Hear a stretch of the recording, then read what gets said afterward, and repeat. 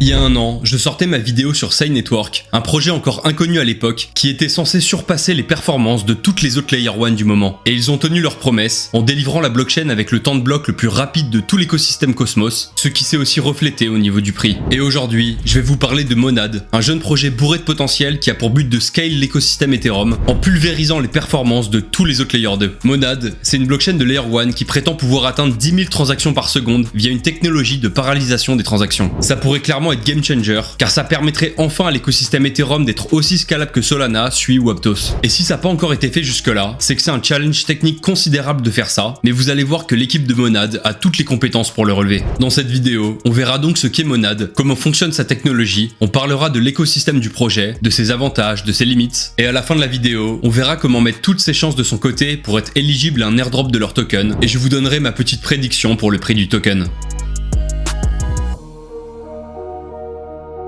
Avant de parler de Monad, c'est important de comprendre pourquoi le projet est pertinent dans le contexte actuel et à quelles problématiques il répond. Vu que j'ai l'impression d'en parler dans une vidéo sur deux, on va passer très rapidement dessus. Ethereum est un géant du secteur des crypto-monnaies et la taille de l'écosystème Ethereum surpasse de très loin celle de tous les autres écosystèmes. Mais voilà, comme on le sait tous, Ethereum traîne toujours ses vieux problèmes de mise à l'échelle. Concrètement, les transactions Ethereum coûtent une blinde. Donc la solution de scalabilité qui fait le plus consensus aujourd'hui, c'est de déléguer au rollup, au layer 2, cette mission de mise à l'échelle. Sauf qu'actuellement, les performances de ces layers 2 ne sont toujours pas complètement satisfaisantes. Même les layers 2 les plus performants ont du mal à dépasser les 10-15 transactions par seconde, et puis les frais de la plupart de ces layers 2 sont encore assez élevés, même s'ils sont quand même bien en dessous de ceux d'Ethereum. En plus, ils font face à d'autres problèmes comme la centralisation de leurs séquenceurs. Après, je pense vraiment que dans les années à venir, on arrivera à avoir des layers 2 qui auront résolu ces problèmes et qui auront des performances semblables à un Solana, voire encore mieux. Mais clairement, aujourd'hui, c'est pas encore le cas. C'est pour ça que des blockchains comme Solana ou Sai Network ont beaucoup fait parler d'eux dernièrement et que leur token a bien performé. Car les utilisateurs en ont marre de payer un SMIC pour faire une transaction Ethereum, donc ils cherchent des solutions alternatives. Mais le problème de ces solutions comme Solana, Sui, Aptos, etc., c'est qu'ils ne sont pas compatibles avec la machine virtuelle d'Ethereum. Ils ne sont pas EVM compatibles. C'est-à-dire que les applications déployées sur Ethereum ne peuvent pas être redéployées sur ces blockchains car les langages de programmation ne sont pas les mêmes. Sauf que comme j'ai dit, l'écosystème EVM est de loin le plus développé et la majorité des développeurs blockchain sont des développeurs Solidity qui est le langage d'Ethereum. Donc il y a vraiment un créneau à prendre pour un projet qui arriverait à la fois à avoir les performances des projets que je viens de citer et qui serait à la fois compatible avec l'écosystème Ethereum. Je pense que vous me voyez venir, ce projet qui pourrait réunir le meilleur des deux mondes, c'est Monad.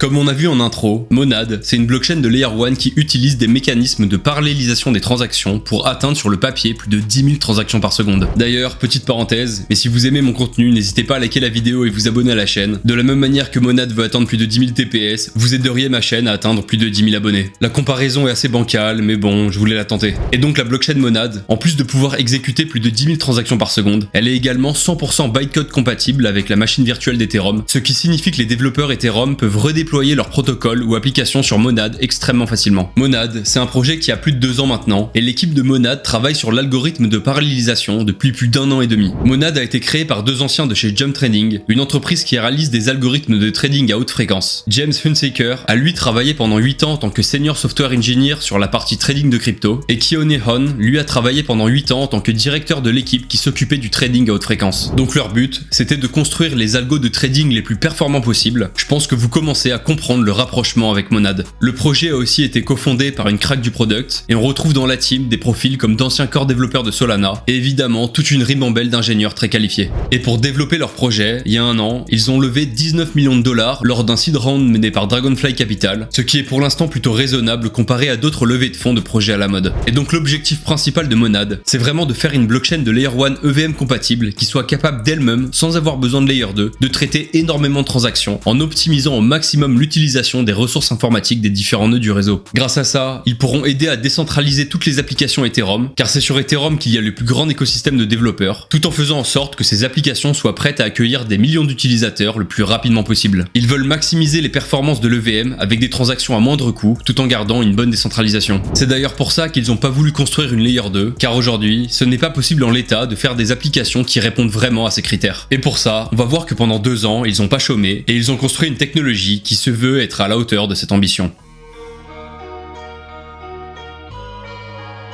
Dans cette partie, on va vraiment s'attaquer au cœur du projet pour comprendre comment ils arrivent à de telles performances. Donc restez bien attentifs pour ne pas complètement passer à côté du projet. Alors pour commencer, on peut s'attarder rapidement sur les attributs de la blockchain Monad. Comme on a vu, Monad, c'est plus de 10 000 transactions par seconde, un block time de 1 seconde avec une finalité quasi instantanée. C'est une blockchain en proof of stake avec un algorithme de consensus BFT, donc le même type d'algorithme que les chaînes Cosmos par exemple. Niveau exigence en termes de matériel informatique, on peut voir que ça reste assez raisonnable, donc ni trop élevé ni trop bas. Et on peut noter que le client de Monad a été développé dans les langages C++ et Rust, car ce sont les langages les plus performants. Ce sont par exemple les langages utilisés sur les puissants algorithmes de trading de la finance traditionnelle, ce qui est l'expertise de l'équipe de Monad. Un des aspects les plus importants de Monad, c'est le fait qu'ils exécutent les transactions en parallèle. Faut savoir que sur les blockchains classiques, les transactions sont exécutées de manière séquentielle, donc les unes après les autres. Et donc la parallélisation, c'est le fait de maximiser l'utilisation de l'ordinateur pour exécuter toutes les transactions qui n'ont pas de dépendance en même temps. Et celles qui ont des dépendances, on les exécute de manière séquentielle. Par exemple, si j'envoie une transaction à mon pote Christian, et que toi qui regardes cette vidéo qui n'a donc rien à voir avec moi et Christian, tu envoies une transaction à ton pote, on peut très facilement exécuter nos transactions en parallèle, car elles n'ont aucune dépendance. Elles ont rien à voir entre elles. Par contre, si j'envoie une transaction à Christian, et que Christian veut t'envoyer une transaction à toi grâce à l'argent de la transaction que je lui ai envoyée, là il y a une dépendance. Car si elles sont pas dans le bon ordre, il y aura un conflit. Car Christian a d'abord besoin de recevoir l'argent de ma transaction pour ensuite pouvoir t'envoyer la transaction. Et dans ce cas, on doit exécuter les transactions de manière séquentielle. Mais globalement, dans la plupart des cas, il n'y a pas de dépendance, donc on peut tout paralléliser. Et donc Monad sont pas les seuls à faire ça. Il y a aussi des projets comme Aptos ou Solana qui l'utilisent. Par contre, pour l'instant, il y en a aucun qui l'utilise en étant EVM compatible, car c'est une vraie galère à implémenter, mais on verra un peu plus tard que la concurrence commence à se réveiller là-dessus.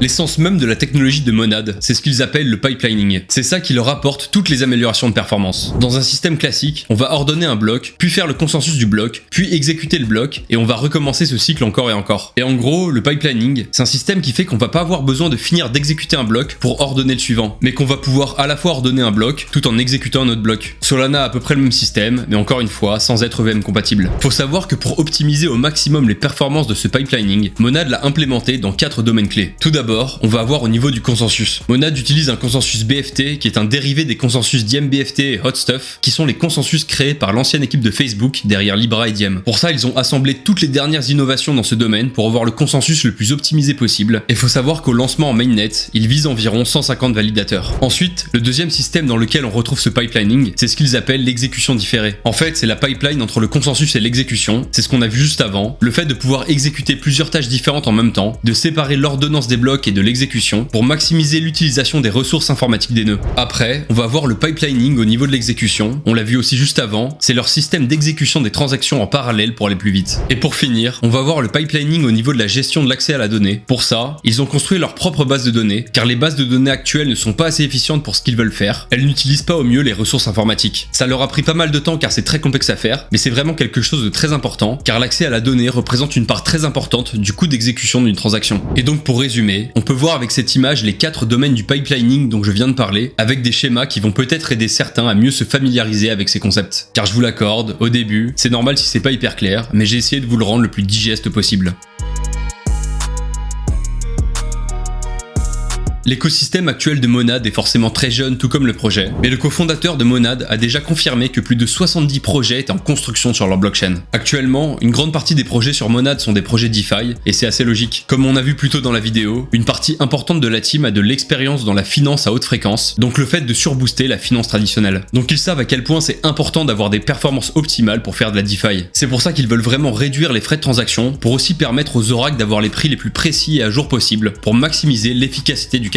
C'est par exemple cette efficacité du capital qui permettra aux échanges de dérivés décentralisés de proposer des leviers très élevés, et on sait que ça, c'est un cas d'utilisation qui attire beaucoup d'utilisateurs. Et c'est pour ça qu'aujourd'hui, on retrouve des projets comme Aori, qui est un order book off-chain optimisé pour le trading haute fréquence. On a aussi Elixir, qui est un autre order book spécialisé pour les applications DeFi exigeantes, et on a des échanges décentralisés comme Ambient. Mais ce qui est important de bien comprendre, c'est que Monad est 100% EVM compatible. Donc n'importe quel projet Ethereum pourra être redéployé sur Monad sans avoir à changer une seule ligne de code. Donc il n'y aura aucune friction pour un utilisateur qui connaît déjà Ethereum, car les wallets comme MetaMask seront compatibles, les explorers comme Etherscan, et on aura sûrement des Uniswap et toute la clique qui seront sur Monad. Sachant que ces projets ont tout intérêt à faire ça, car Monad sera beaucoup moins cher et beaucoup plus rapide qu'Ethereum. Récemment, on a même vu de très gros noms de l'écosystème s'allier à Monad. On a Peace Network qui a fait un partenariat avec Monad pour devenir un des oracles du réseau. On a Layer 0 qui supportera Monad dès le jour du lancement pour connecter Monad aux 50 autres blockchains que prend en charge Layer 0 aujourd'hui. Et Monad, c'est aussi aussi intégré à Axelar pour qu'il soit interopérable avec les plus de 55 blockchains de l'écosystème Axelar. Un autre point clé de Monad, c'est sa communauté. On a bien vu à quel point la communauté est un facteur primordial pour la réussite d'un projet et le développement de son écosystème. Et là, clairement, Monad peut difficilement faire mieux. Le projet est à peine en testnet et ils ont déjà développé une armée de fous furieux avec des photos de profils de grenouilles violettes qui lâchent des G-Monad à longueur de temps sur Twitter.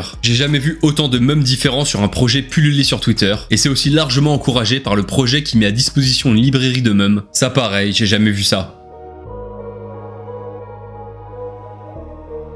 Je pense honnêtement que Monad est un des projets les plus sérieux et avec le plus de potentiel de 2024 et même 2025. À mon avis, dans quelques mois, vous entendrez tout le monde en parler sur Twitter et YouTube. C'est un projet qui cible un problème évident mais complexe, mais qui a la team parfaite pour le résoudre. Le narratif est clair, puissant, de la grosse exécution parallèle pour mettre le géant Ethereum sous stéroïdes, avec plus de 10 000 transactions par seconde et à moindre coût. Étant donné que c'est EVM, le potentiel d'adoption est hyper rapide et tout l'écosystème de développeurs Solidity peut facilement se lancer sur Monad. En plus de ça, ils ont pour l'instant levé beaucoup moins de fonds que tous les top projets du prochain bullrun, ce qui suggère une pression vendeuse beaucoup moins importante de la part des VC. Et pour finir, ils ont déjà une communauté hyper engagée alors que le projet est encore très early. Après, si le projet sort pas en mainnet avant fin d'année, il faudra réussir à maintenir cette hype, ce qui n'est pas forcément évident. Je vais maintenant, comme à mon habitude, essayer de vous lister quelles sont pour moi les limites du projet. Donc comme on vient de voir, pour répondre aux attentes de la communauté, Monad a plutôt intérêt à délivrer dans les temps et à rester à l'écoute de la communauté. Car au prochain bullrun, il y aura certainement énormément de bruit et beaucoup de projets similaires à Monad, donc si la communauté est déçue, elle risque de se désintéresser du projet et aller voir ailleurs. Car pour moi, la limite principale du projet, c'est la concurrence. Depuis que Monad a annoncé qu'ils allaient faire du parallèle EVM et que la hype était bien présente, on a commencé à voir d'autres projets apparaître un peu sur le même créneau et parler de plus en plus de parallélisation. En fin d'année dernière, Sei Network a dévoilé Sei V2 qui se vend comme la première blockchain qui parallélise l'EVM. Mais on a aussi d'autres projets comme Neon EVM qui prétendent la même chose. En plus, ce sont des bons projets, donc c'est vraiment quelque chose à prendre en compte car de plus en plus de projets de ce type risquent d'émerger pour concurrencer Monad. Et puis, on a aussi les Layer 2 zkVM. Oui, c'est sûr qu'aujourd'hui, ils sont très loin de rivaliser en termes de performance avec les projets que je viens de citer, mais ils s'améliorent et peut-être que dans quelques années, ils auront résolu tous les problèmes de scalabilité et de centralisation des Layer 2 actuels. Car à terme, si les Layer 2 zkVM réussissent leur pari, ils ont grâce aux preuves Zero Knowledge un potentiel de scalabilité plus grand que Monad. Car Monad sera toujours limité par les ressources informatiques des nœuds et notamment la bande passante. Après voilà, je pense qu'il y a de la place pour tout le monde, mais plus il y a de confiants sérieux, plus Monad peut se faire diluer ses parts de marché.